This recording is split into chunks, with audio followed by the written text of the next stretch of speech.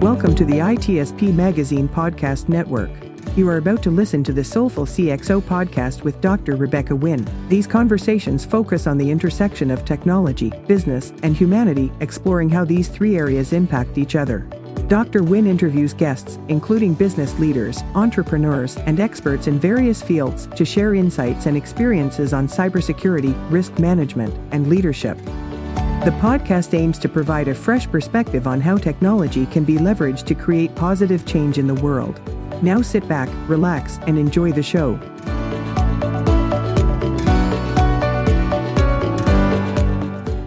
Welcome to the Soulful CXO. I'm your host, Dr. Rebecca Wynn. We are pleased to have with us today Meredith Harper.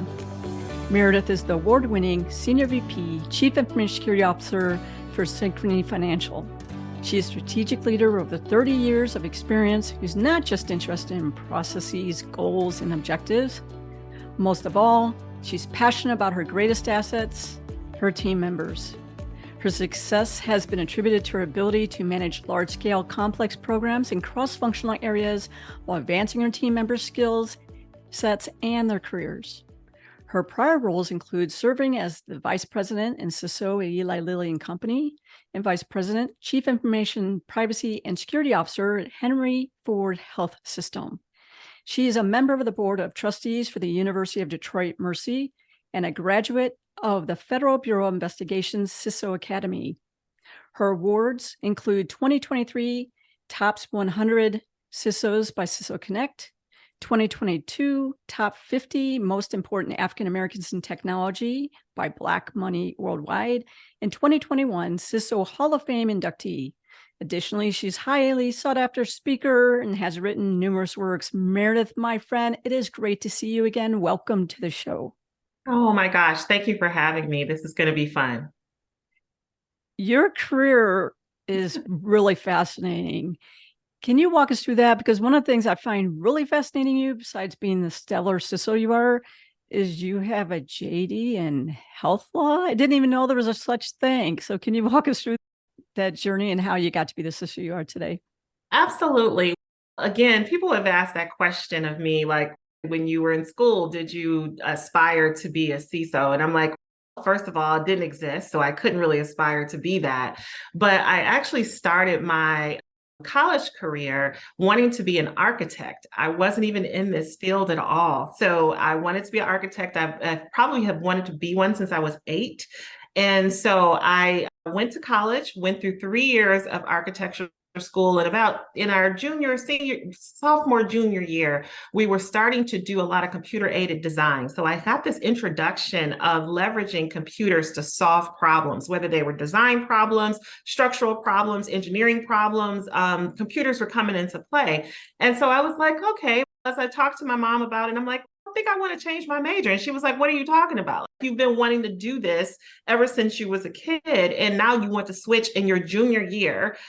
This is insane. And I'm like, just trust me on this. Now, had no data to back it up, but it was what my gut was telling me. So I switched in my junior year to the Computer Information Systems degree program at University of Detroit Mercy, and I continued and graduated on time and all of that.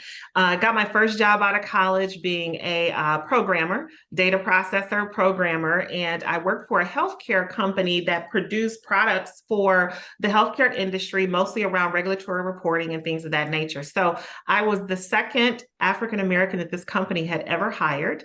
I was the fourth woman in the IT department that they had ever hired. So I walked into an industry and an environment that didn't really reflect me at all, but it was something that I was really passionate about. And so luckily, throughout that experience, I had some really great leaders, mostly males, who would support me in my journey moving forward. But after about a year or two, I think my leaders realized that I was a little bit different than most technical folks. I like to talk to people. I like to solve some problems differently. I wanted to engage with folks. And so I progressed pretty quickly into the areas of program management, project management, and really just helping implementations at these large scale hospitals and things like that were implementing our product. And I didn't know a lot about healthcare though. So I was like, maybe I need to go back and get a degree. Let me go get a degree in health services administration. So I went back to the University Trade Mercy and I got this HSA degree that I was able to pair with my technology degree. So now I understand the industry that I am now producing products and trying to service for. And so that's how I married those two pieces together. Time went on in my career. I moved to a couple of different employers that gave me experience on the consulting side of the house. Johnson & Johnson was one of those early on employers. And then after we got through Y2K, so that's when my career changed. We got through Y2K. The world didn't blow up like we thought it was going to do. I don't know what we were thinking, but we just thought it was going to be a catastrophe, and it wasn't. And so beyond that, I remember my leader coming in and he said, we're trying to figure out like, what's the next big thing for healthcare? What is the next big push, the next big regulation? Because a lot of my work was in the regulatory space and how technology supported that. And so he dropped the 1,100 pages of the HIPAA regulations on my desk and was like, here's the comments, here's the reg. Can you read this and tell us if we have any opportunities here? You seem to like that regulatory stuff. And so that's how privacy and security got introduced into my world. So that was circa 2000, somewhere around there. And I started to understand more about what these privacy regulations were going to require us to do as a healthcare organization to address those. But then 2 years later, these security regulations are going to come out. And that's how security got introduced to me. Again, still, cyber wasn't really a thing yet either. So I was still just doing what I would consider to be the organizational security versus the cyber component of it. And so I got this amazing opportunity to work for Henry Ford Health System, where they allowed me to marry these two pieces together. So I was responsible for their privacy program, building that from the ground up. I built their security program. I was responsible for compliance, audit, risk management in the IT space, and for all of those things, and was able to have really a great career there for 16 years. But as time went on, the area of law started to intersect. So cyber became a thing. Cyber regulations and laws started to become a thing. And so I decided that I wanted to get the experience of understanding how laws around the world impact the way that we roll out cyber programs, information security programs, and or privacy programs at the time. And so I decided to go to Loyola Chicago School of Law, and they were offering a degree. It wasn't a JD, but it's a master's of jurisprudence in health law. And so that's the degree that they were offering. And in essence, what it is we take similar and almost the same classes as the JD students take. We just don't sit for the bar. So I don't have to sit for anybody's bar. I don't have to do that portion of it, but I get the legal knowledge to be able to understand how this impacts the way that I construct security programs around the world. Moving and working for a company like Eli Lilly, which I was there before I got to Synchrony, I had a global responsibility. And so the way that I rolled out security programs in the US is not the way that I rolled them out in Germany or Japan or China or India and other places that have regulations that drove things in that space. And so really, like I said, I couldn't walk into this 30 years ago and say, I think I want to do this. It didn't exist. But I kept myself open to what are the new things that are coming about. And that's the encouragement I typically give everyone, is that you can't always plot out 20 years of your career because you don't know what's going to emerge. You don't know what's going to come about. And so you have to keep yourself open to the new things that are happening and emerging in your industry and leaning into that. You never really know where it's going to take you. So it's taken me here because I was open to intersecting technology with healthcare, with my legal background, and be able to do this on that scale. So now I left healthcare last year. I made a decision after 29 years last year. I wanted to do this work in a different industry. And there was a reason why I wanted to do it in a different industry. And as I was connecting with my peers, not only in healthcare, but in other sectors, I realized that the area of diversity and the work that we did in healthcare to really diversify that industry, there are other industries that could probably benefit from representation. And so that was one of the catalysts behind, let me move myself into this financial services space. Let me try to attract talent that is diverse in this space so we can become a better industry overall. So that's how I got to Synchrony. That's amazing. One of the things that you mentioned very early is being able to have, I'm going to say, the freedom of being able to say, I'm doing security, but privacy, governance, risk compliance, and legal, they all intersect. And that's one thing I do too. But I find it a challenge to explain to people that, yeah, as a really well-rounded CISO, you should be well-rounded in all those areas. And it's not a conflict. Have you Not. ran into that where people keep thinking it's a conflict when it's not? Yeah, I don't know if I've run into people thinking that it's a conflict, but I think people don't always understand the overlap and the impact that different areas have on the work that we do in our space.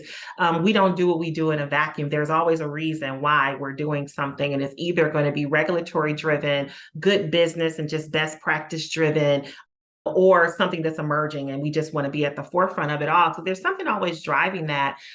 So I have struggled at times to try to get people to understand the intersection of them all. I can't function the same way in every jurisdiction, and I have to align to the laws, regulations, and policies within that space. Still doesn't mean that we don't have great, strong programs. We just have to tailor it. And so I've explained that several different times to several different people about the intersection that happens there.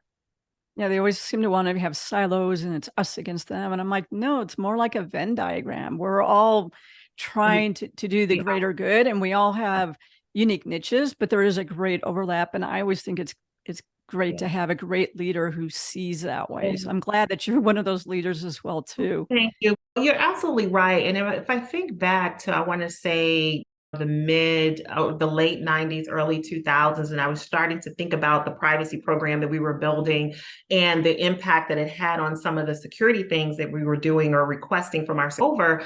And I think that people didn't realize that we can create policy that will have a privacy impact in the field or vice versa. And when Henry Ford made a decision to say, Meredith, we're okay with you combining these two areas together, we were one of the first health systems in the country to do that. And it was because we didn't want the conflict between the policy side of the world, which is mostly on the privacy side, and then you have the control side of the world, which is on the security side that helps enforce the policy. And to have that report up through one leader, it really eliminated the conflict, because when there is a conflict of interest, I'm the one person who's deciding on what our priorities really should be. We were able to really forge ahead in that as one of the forerunners of combining privacy and security together. And today, even though I don't have functional responsibility for privacy, we have an amazing chief privacy officer who I work hand in hand with every day to deliver value to our customers at Synchrony. No, it's great. And I tell people that always rolls up to enterprise risk management. What are you trying to accomplish? And if you don't know what your enterprise risk is and what your tolerance is, it makes it very hard for every one of those other sub-functions to be able to function. How do you guys handle that? Or how do you suggest people handle that more wisely is what I would say. I think what you have to do is, one, have an enterprise risk framework that you're going to leverage and that we all buy into the areas of risk that we're managing, but there should be a framework that we're leveraging. But it's a really simple way to deal with this that sometimes people don't want to think about, which you mentioned it earlier. We are not silos. And the more that we can pull our partners into the discussions, the decisions, the risks that we're identifying and how we're addressing those risks collectively as a company, the better we will be. But if I just did that in the silo of security, then I'm just going to look at the risks that I can identify with my own lens. But if I pull in my privacy partners, if I pull in my supply chain partners, because they're managing our third parties and we know what challenges we have there. If I pull in my finance partners, my HR partners, because there's a human component to what we do in our space, like we're all in this together. And so what I have always encouraged is cross-functional connection between those groups that all have a stake in how we manage this risk. It's just not, it's a team sport. So we have said that over the years that security is a team sport. It's not one of those things that we should do in a vacuum. We put ourselves at a disadvantage when we do that. I agree with you. It should be a team sport. We shouldn't have to feel like we have to put our football pads on every day to go to work, which sometimes it is.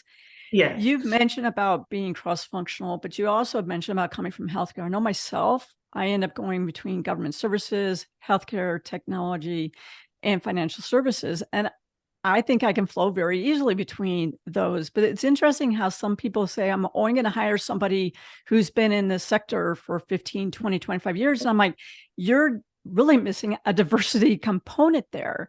Now that if you switched over to being more focused on financial services, obviously you had financial service components in your prior jobs. Mm-hmm. How did you find that transition, and how do you find yourself being able to be an influence on having eyes more wide open that you can pull from these other sectors and give yourself actually a better base in security and privacy and compliance because of the diversity of knowledge sets? I think that I'm still in the transition, by the way. So because this is a learning journey for me as well, moving from one space to the next. One of the things that is common, though, it's common, some of the challenges that we have on the healthcare side from a security perspective are the same challenges that we're dealing with on the financial services side. Data is king, right? That's what we're protecting the majority of the time. Data is also king on the financial services side. So some of the similarities are there. I think a lot of times just learning the culture and also learning some of the pain points that our customers may have, because there's more of a consumer facing piece to the work that I do now versus what I've done in the past. And so just learning about that, I think, is always this hurdle that you have to overcome. And I think I'm still in that transition, trying to get my arms around that.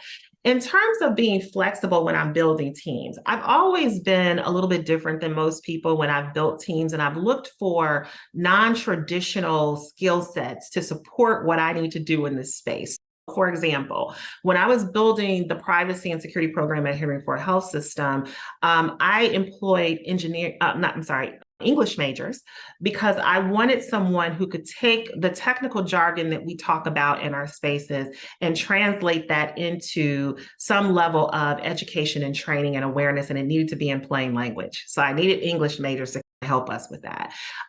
When we started to think about behavioral analytics, I went after psychology majors who understood about human behavior so we can construct and tune our application to human behavior norms that they know in their field. And so we leveraged their psychology backgrounds to help us do that. These were not cyber people. These were not technology people, but that's not what I needed. I needed people with a different set of skills who thought differently to help us construct the best product in the end. So when it comes to cross-industry, I feel the same way. I think that me and my peers struggle with the same things within financial services. When I was in healthcare, it was the same thing. We struggled with the same things, and we had the same business model. But I always looked for people who were in other industries that may have figured out what we're struggling with already. So you may come from DoD, you may come from energy, you may come from aviation, you may come from some other space, and you can now give us all of that knowledge that you have and bring it into our space to really help us up our game, if that's the case. So I've always looked for diverse skill sets and diverse qualities in people beyond the things that people typically think about: your skin color, your gender. Those are part of it, but it's not all of it. It is your education. It is your experience. It is your training. It is all of those pieces that really create a diverse culture. And so those are the things that I really look for when I'm trying to build these teams. I'm building in more skills based off of that. Can you explain how you partner with HR, the recruiters, to be able to recruit that way? A lot of companies, they want you to go by some stale JD. And part of it is you're not getting people through your pipeline. I know for myself, I usually want to see all of the resumes you rejected, because that's usually why I find the golden nuggets are the ones that I want to fill those. How have you successfully worked through that? Yeah, so I'm also a firm believer that you have to go where the talent is to get what you're looking for. I think sometimes we think it's a one size fits all for all demographics. If I want to have some gender diversity, I'm going to go to a place where I won't find that gender. That's not the best way to look at this. You need to go to places that will have those things in abundance and you can filter through. For example, if I was looking for strong women in this space around the areas of privacy, security, risk management, compliance, or audit, I would go to the Executive Women's Forum and I would network and connect with people there. EWF is an amazing organization that I've supported for years, and that's where I've partnered with Joyce, who is the founder of that group. to say, here's what I'm looking for. Can you help me, Joyce? And through Alta Associates, which is one of her recruitment companies, she was able to help us find that talent because I was looking for a specific demographic. If you are looking for Black talent, especially if it is mid-career talent in tech, I'm going to go to ITSMF, which is the IT Senior Management Forum. That's where I'm going to find it in abundance. But I can't go to a mainstream organization and think that those cuts of those different demographics are going to be represented in abundance enough for me to find the right talent with the right skills that meet all of my qualifications, right? I think you have to know that it's not a one size fits all. You have to connect with different groups to be able to do it. One of the other things that I think has been really successful, because I've been doing this for a really long time and I have a lot of connections, I have a really extensive following on LinkedIn. When I think about the last couple of roles that I had to recruit for, I actually didn't use any recruitment firms for it. I worked with my in-house recruiters and I leveraged my LinkedIn network. And that's how I got the qualified candidates for the roles that I was looking for. Again, not a one size fits all. You can leverage all of those touch points to be able to get the demographic that you're looking for with the qualified skill set. Luckily, my HR recruiters over time have really matured in the way that they're thinking about things like JDs. We went through this experience at Eli Lilly where we did an analysis of all of our job descriptions across information security. And I was very clear with the team that we need to find opportunities and pathways to pull out these things like degree requirements. There are some roles that we have within our organization where we really don't need a degree for those things. I would like the experience. I would like someone who's certified. I would like someone who has a passion around learning and things of that nature, but you don't have to have a degree in these. And so we were able to open up pathways by looking at those job descriptions and eliminating that requirement. And it was initially challenging for HR because they're so used to having those things there, but they really leaned into the exercise with us and was able to help us construct something that really opened the pipeline up for us greatly. Not one size fits all. Find multiple avenues, go where the talent is, stop waiting for them to show up in places where they generally don't go. No, I appreciate that because I tell people, even myself, I'm highly educated like you are too. But there's certain sectors that there is an education requirement. Certain other ones, the School of Hard Knocks works well. Absolutely. I like looking at people who are coming for career change works really well. And the one thing I always keep in mind that women generally will not even apply for the job if they don't see that they have 100% of the qualifications. I tell women out there, apply. Don't waste time either. If you have none of the things that they're looking for, don't do the hope and pray it's going to be okay in the spray method. That's one thing I do discourage people from doing, which I'm sure that you guys see quite a bit as well too. Someone who's just trying to do a career change or to break into the field from maybe coming to college, what do you suggest that they do when they're looking for that first position? For two different people, the people who are just starting out a career from not having a career from maybe having from college. And then the other was people who want to do a career change, because that's how I got an IT. I did a career change. So let's start with those that are in college. And it's not even once they get out of college. I think the process has to start long before you're out of college. Most companies offer amazing internship opportunities. And I think that a lot of that transition is facilitated through internships. When people leave their college environments, they graduate, they now have built this 1 or 2 year relationship with this company that they've interned for. 9 times out of 10, 80 to 90% of those folks we're going to hire. We're going to offer you an opportunity to come and work for us. So I would also encourage people to do that. Make sure that you are taking opportunities for internships while you're finishing your degree. Once you're done with your degree, a lot of it really is networking and connecting, which I think is something that we have to help our early career professionals and our graduates to learn more how to do that.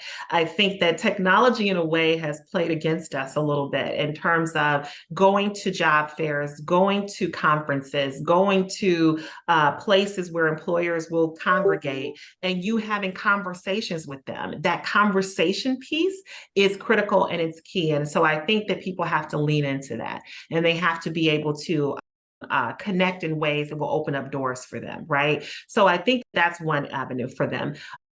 Mentors are huge. And again, I don't know if we're always helping the new generation of tech talent coming in understand how important mentoring is and how those mentors can help move you and orchestrate activities for you in a way that you will be the right candidate when the time comes. So making sure you find someone who can mentor and advocate for you, connect you with their networks. If you're someone that's a rock star and they really want to get you into the industry, do those internships and create the relationships and go to these places where employers congregate. You have to get yourself out there. Everything cannot be done electronically. Everything cannot be done through LinkedIn. LinkedIn is awesome, but everything cannot be done through that. Sometimes it has to be a conversation. So we have to encourage that. For those who want to switch careers, and I've seen this phenomenon, which I think is amazing, when people decide that they want to leave one career and move into a different industry and pursue something totally different. I had an opportunity to partner with a group out of Detroit, Michigan called Sisters Code.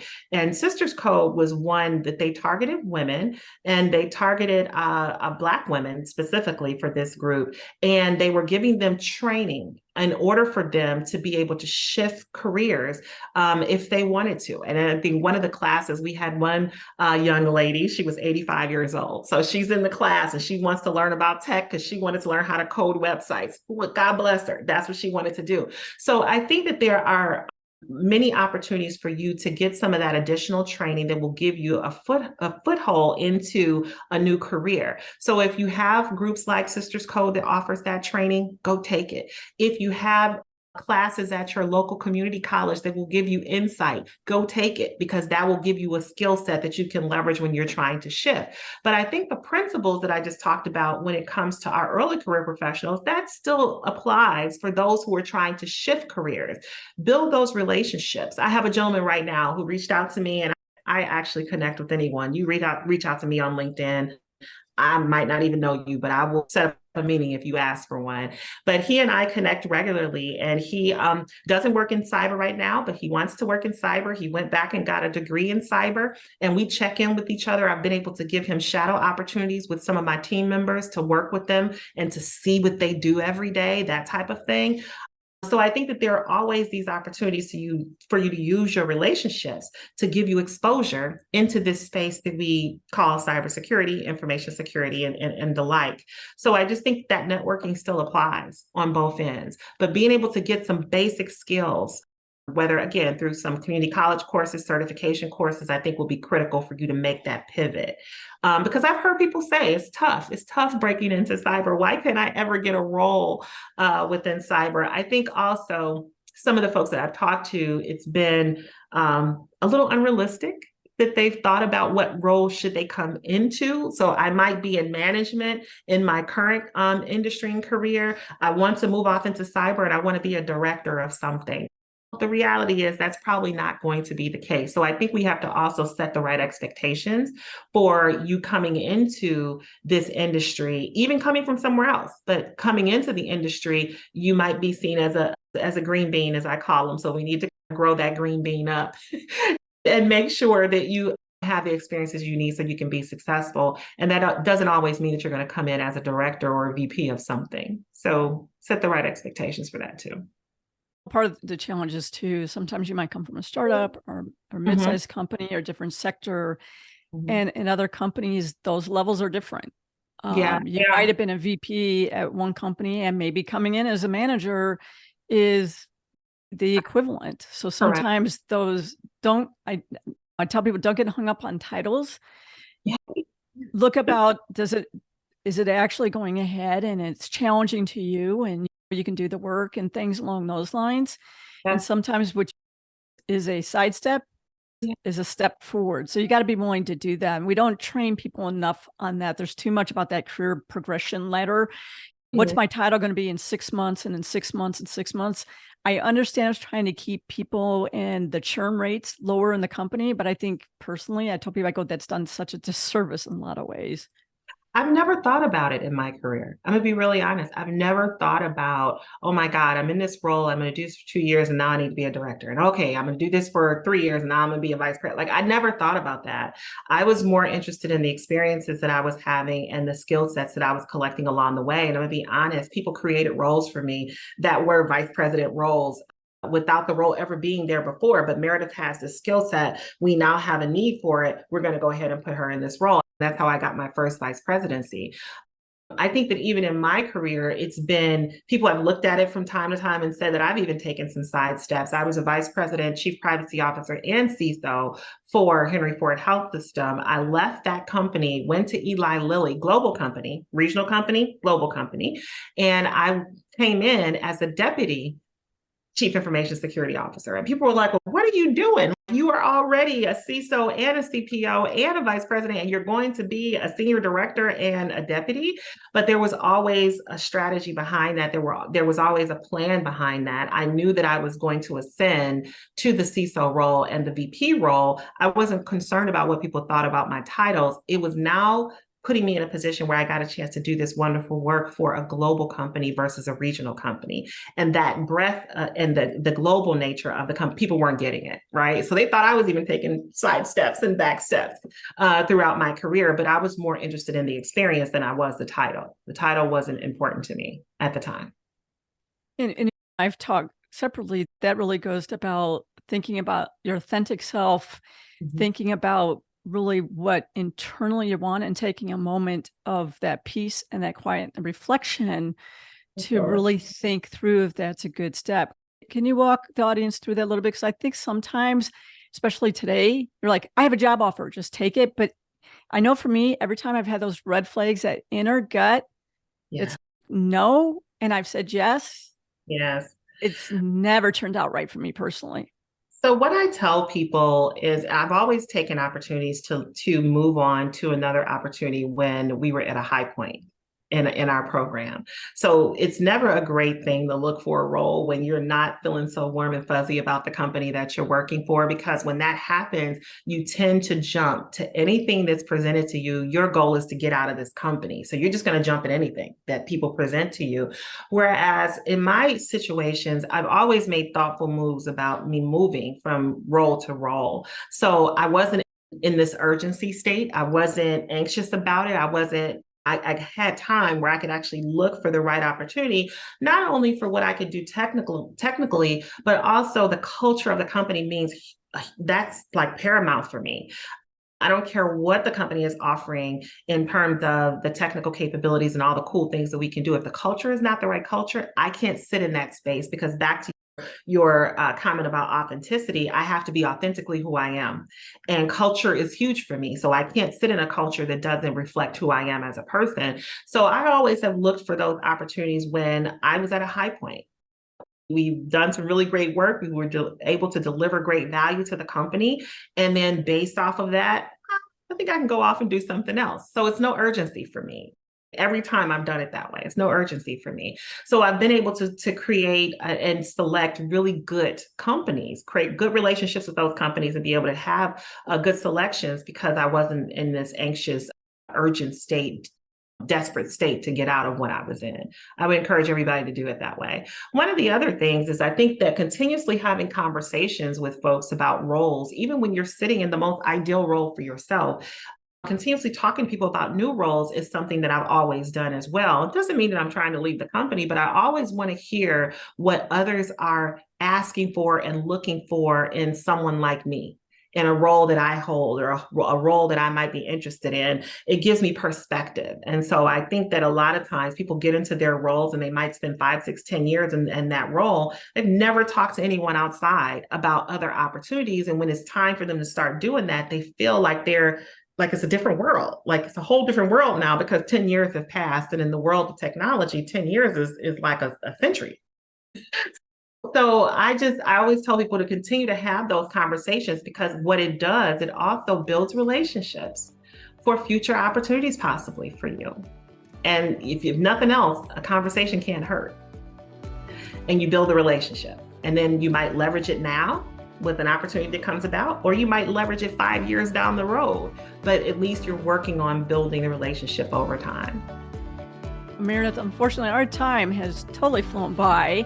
Yes. What's the best way for people to reach out to you for speaking opportunities and learn more about your company? LinkedIn is it. So I have a huge profile on LinkedIn. I've been on LinkedIn for a really long time. Come find me there. Meredith, you are a soulful CXO. Oh, thank you so much. This has been amazing today. Thank you for your time. We hope you enjoyed this episode of Soulful CXO Podcast with Dr. Rebecca Wynn, part of the ITSP Magazine Podcast Network. If you learned something new and this conversation made you think, then add this show to your favorite podcast player. Subscribe to the ITSP Magazine YouTube channel and share the ITSP Magazine Podcast Network with your friends, family, and colleagues. If you represent a company and wish to connect your brand to our conversations and our audience, visit itspmagazine.com to learn how to sponsor one or more of our shows. We hope you will come back for more stories and follow us on our journey.